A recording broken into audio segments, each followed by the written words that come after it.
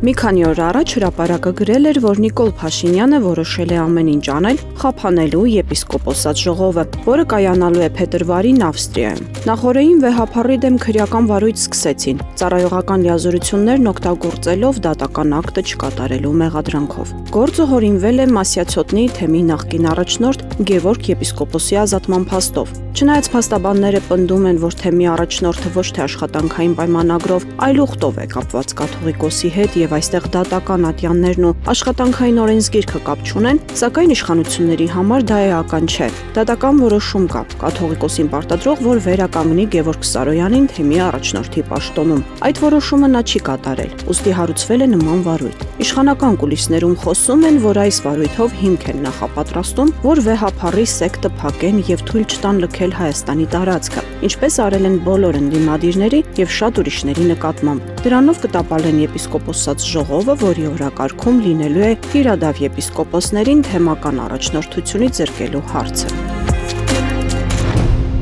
Հրապարակը գրում է. Ջրվեժի Պալադիում հոլում Նիկոլ Փաշինյանի կազմակերպած դիսկոտեկին թեպետ նախապես հայտարարել էին, որ երիտասարդները գրանցվեն, սակայն կարելի է ասել Փաշինյանի թիմակիցներն ու շրջիկ պատերակների մասան է հիմնականում ներկա եղել։ Մասնակիցների մեծ մասը 40, անգամ 50+ տարիքի են եղել։ Շատերին Փաշինյանի աշխատակազմից են հրավիրել, ՔՊԱ-ական տարածքային կառույցներից։ Նախապես փոքրիկ դրոշներ են բաժանել մասնակիցներին։ Մինչ Փաշինյանի գալը մի քանի անգամ պարապել են նրա հեղինակած երգի տակ։ Պարային ինչ շարժումներ անել, որ հեռարձակելու լավ տեսարան ունենան։ Իսկ դիսկոտեկի կեսից արդեն միացրել են ռաբիս երաժշտություն ու լավ տժացել։ Ողջ ընթացքում պարահրապարակում պտտվել են ՊՊՑ աշխատակիցներ, նաև Հովհաննավանքում պատարագի ժամանակ ռեպլիկա արձակած Հայկ Դորունցին բերանը փակելով դուրս հանող թիկնազորի աշխատակից Աշոտ Մկրտումյանը։ Մինչ ռեստորան մտնելն էլ մասնակիցներին հատուկ սարքերով լավ զննել են, նոր ներս թողել։ Ընթացքում մասնակիցներին անվճար միայն ջուր են տվել։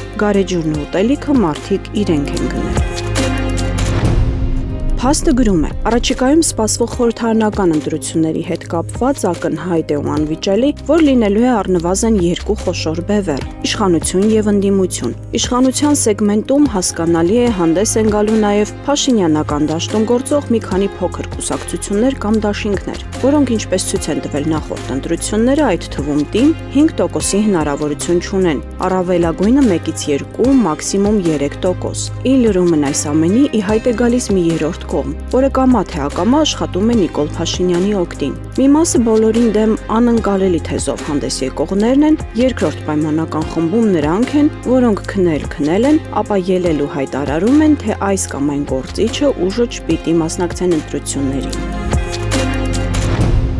Հրապարակը գրում է. Իշխանությունը 3 հերթական նախընտրական հանդեսներ բեմադրել, այս անգամ խորհրդարանում։ Քաղաքացիական պայմանագիր խմբակցության նախաձեռնությամբ աշխատանքային քննարկում էր կազմակերպվել առողջապահության համապարփակ ապահովագրության գործարկման ընթացքի վերաբերյալ։ Հրավիրել էին նաև ոլորտի պատասխանատու Նիկոլ Փաշինյանի բենդինգից պարուհի Անահիտ Ավանեսյանին, որն ավելի քան 2 ժամ ինչպես կտրատվելով պարում է, այնպես էլ ներկայացնում էր, թե ինչ լավ բան են անում քաղաքացիների համար, թե որքան մարդ է համակարգի ներդրման պահից անվճար բուժօգնություն ստացել ապահովագրության ներդրման շրջանակներում եւ այլն։ Իշխող խմբակցությունից սակայն մոտ 2 տասնյակ մարդեր ընդամենը ներկա։ Հանդեսը վարում էին ԿՊ խմբակցության ղեկավարն ու քարտուղարը, որոնք ներկա պատգամավորներին պարբերաբար դասատուի պես դիտողություն էին անում, զրուցելու, քննարկումը խանգարելու համար։ Իսկ Վահագն Ալեքսանյանը հրապարակում էր Facebook-յան որոշ օգտատերերի շնորհակալական գրառումները։ Կան տեղեկություններ, որ իշխանությունը փորձում է ջրել պարգևավճարների թեման, ցույց տալ, որ միայն իրենք չեն օգտվում բյուջեից, օգտվում են նաև թոշակառուները, խոցելի խմբերը, որոնք առողջապահության ապահովագրությունից շահել են։ Հրապարակը գրում է. հունվարի 29-ին բարձրագույն դատական խորհրդում հերթական անգամ չեն կարողացել հակակոռուպցիոն դատարանի համար դատավոր ընտրել, այս անգամ քաղաքացիական դատարանի։ Նախորդ անգամ էլ հակակոռուպցիոն քրեական դատարանի դատավոր չէր ընտրվել, թեկնածուները չէին կարողացել քննության գրավոր փուլը հաղթահարել։ ԲԴԽ-ից թերթին փոխանցել են 3 հավակնորդ է եղել, որոնցից որևէ մեկը չի ստացել անհրաժեշտ քանակի ձայն։ Դատավոր դառնալու համար պայքարել են փաստաբաններ Կարեն Ստեփանյանը, Մհեր Հայրապետյանը եւ դատախազ Տաթևիկ Խաչատրյանը։ Թերթը նշում է, որ գրեթե ամեն անգամ դատավորի պաշտոնի համար մրցույթին դատախազներ են մասնակցում, բայց վերջին շրջանում նրանց հիմնականում չի հաջողվում հաղթահարել անցողիկ շեմը։